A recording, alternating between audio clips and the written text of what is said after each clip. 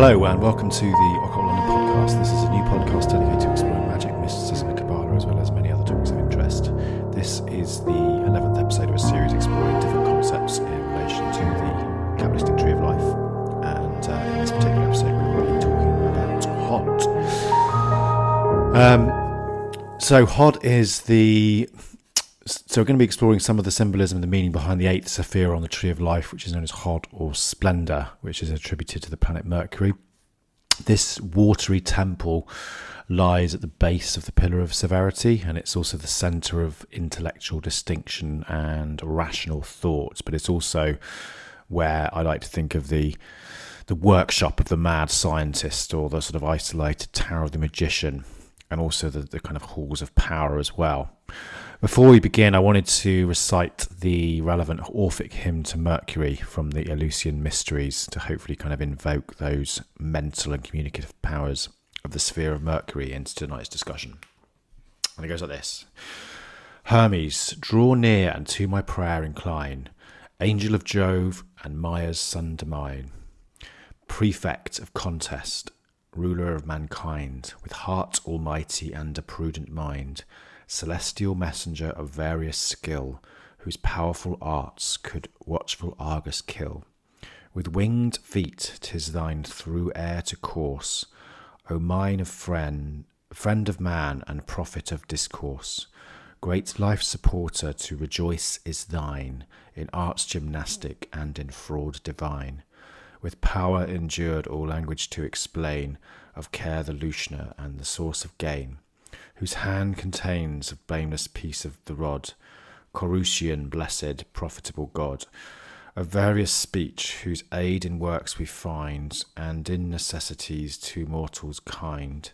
Dire weapon of the tongue, which men revere, be present, Hermes, and thy suppliant hear. Assist my works, conclude my life with peace, give graceful speech, and memories increase.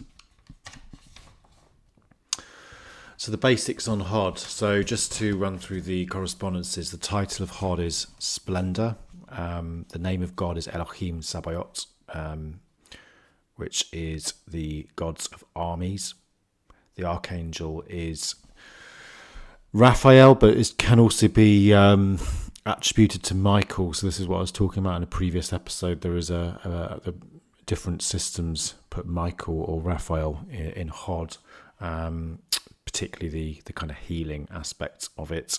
The angelic host is the Beni Elohim, which is the sons of Elohim, and the astrological correspondences is Mercury. The tarot correspondence is the 4/8 of the pack. The elemental correspondence is water. The path text is as follows. The 8th path is called the absolute or perfect intelligence because it is the mean of the primordial. It has no root by which it can cleave or rest except the hidden places of Gedula, which emanate from its own proper essence. The magical image is a winged hermaphrodite wearing an orange loincloth and sandals, and he also sometimes holds a staff or a caduceus. The colours, in Absolute it's violet purple, in Bria it's orange, and the Briatic range is what you'd normally see in diagrams of the Tree of Life. Yetzirah is reddish russet, and Isaiah is yellowish brown flecked with white. The correspondence in the microcosm is the intellect in the Ruach. The correspondence in the body is the right hip, and the grade of initiation is 3/8 or Practicus. As I said before, this is at the base of severity, so it kind of gives rise to that limit through division and a sort of intellectual distinction. So it sits opposite the sphere of Netzach, which we discussed last week, and is at the left-hand side of the astral triad. Hod is the intellect, as opposed to Netzach, which is the emotions, and it's also the power of the mind, thoughts, mental will acts. And that's that type of thing as well. So Hod, from a kind of creative point of view, represents that first formations of the influx from Netzach, and it kind of uses the power of the mind to make these into shapes and definitions, which are then sort of presented by Yesod. So Yesod kind of acts as a filter. Hod would put form to the forces that come through from Netzach. This is well explained by Dion Fortune when she says the following. It is in the sphere of Hod that the rational mind imposes those inhibitions on the dynamic animal nature of the soul, condensing them, formulating them, directing them by limiting them, and preventing diffusion. This is the operation of the magic that works with symbols. By its means, the free-moving natural forces are constrained and directed to ends that are willed and designed. The meaning of the Hebrew word of Hod is glory, and this suggests at once to the mind that is, in this, the first sphere in which forms are definitely organised, the radiance of the primordial is shown forth to human consciousness. That's from the mystical Qabalah. In gematria, which is the essentially a way of divulging new meanings from the Hebrew letters, Hod actually adds up to 15, which is the same number as Geburah. So again, that kind of shows us some of the different aspects of how it's connected with Geburah. Aidan Steinsaltz mentions that one of the attributes of Hod is perseverance, and this is also mentioned by Israel Regardie when he says the following: persistence and determination are omnipotent. Similar to Crowley's idea that work alone has ultimate value, this is the workshop of the mad scientist, where the creative arts of writing and art are created and formed. James Sturzaker, who wrote a really good book about the Qabalah, which is excellent if you're just starting out, calls this the sphere of intrigue. So it's where the diplomat, the scientist, and the magician are based, and it's also the sphere of magic, because this is where the sphere of the formulation of forms. And Dion Fortune says the following about that: Hod is especially the sphere of magic because it is the sphere of the formulation of forms, and is therefore the sphere in which the magician actually works. For it is in his mind that formulates the forms, and his will that makes the link with the natural forces of the sphere of Netzach that ensouls them. Be it noted, however, that without the contacts of Netzach, the force aspect of the astral, there could be no ensouling. And with Netzach being the sphere of emotions, the contacts are made through sympathy and feeling with. The power of the will projects the magician out of Hod, but only the power of sympathy can take him into Netzach. A cold-blooded person of dominating will can no more be an adept working with power than can a fluid, sympathetic person of pure emotion. The power of the concentrated will is necessary to enable the magician to gather himself for his work, but the power of imaginative sympathy is essential to enable him to make his contacts.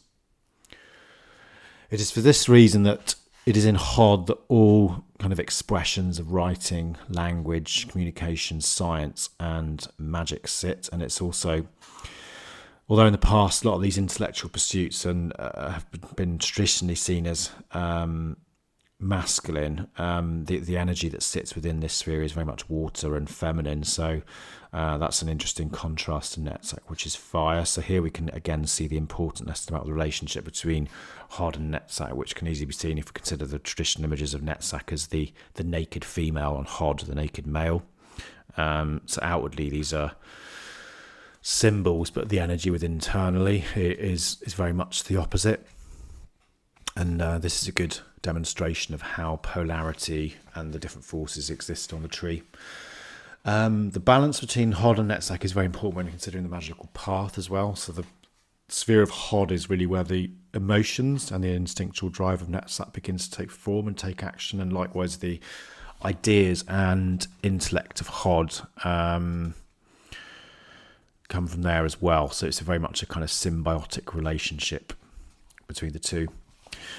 In terms of the planetary attribution, Hod is the sphere of Mercury, so it's associated with the intellect and the intuition, but also the, as I said before, the twin serpent's staff or caduceus.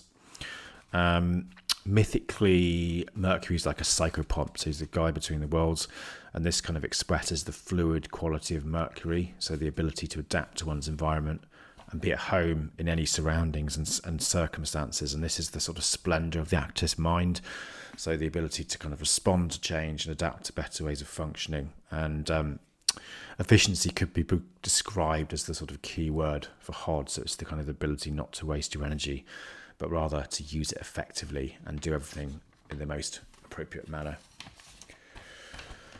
In terms of the god name, as I said before, is Elohim Sabaoth, which is God of hosts. The hosts are the forms, essentially, that clothe the forces represented by Netzach. So Yehovah Sabaoth in Netzach refers to the relationship of forces on different levels. However, when we add the Elohim on into it, it's a name which has kind of more polarity. So it's matched with the magical image of the hermaphrodite. The name also translates as God of Hosts. So, yeah, if we have a look at that, you get the idea of the sort of manifestation of the divine in different forms, which is different to Netzach when it talks about kind of more thoughts and emotions and experiences. So the word Elohim combines the sort of feminine noun with the masculine ending, and then it indicates that sort of dual nature associated with Mercury and the idea of the intellect being both male and female. As I said before, the archangel for this particular Sephira, there is a bit of a switch around here. I personally favour Michael, being the guardian of the south, and as I said, the angels are the Beni Elohim, which means the sons of God. If we move on to the kind of mythological aspects of the sphere, the gods and goddesses of this particular area tend to be particularly strong within the areas of sort of healing, communication, and also blacksmiths as well. So the blacksmith is very much a strong symbol of Hod, the mind that hides the emotions and the desires of Netzach. Other gods could be seen as Anubis, obviously Asclepius, Bride as well, who is the goddess of healing and smithcraft, and she also has a connection with holy wells, which fits very well with the idea of Hod as a water temple. Anubis is a particularly powerful archetype I found when working with the energies of Hod, and is an excellent example of the sort of psychopomp nature of the Sephira as being a sort of walker between the worlds. In ancient Egypt, Anubis was the god of embalming and the dead, but also acted as the opener in terms of helping souls across the threshold into the afterlife. So he also acted as a kind of initiator into the priesthood.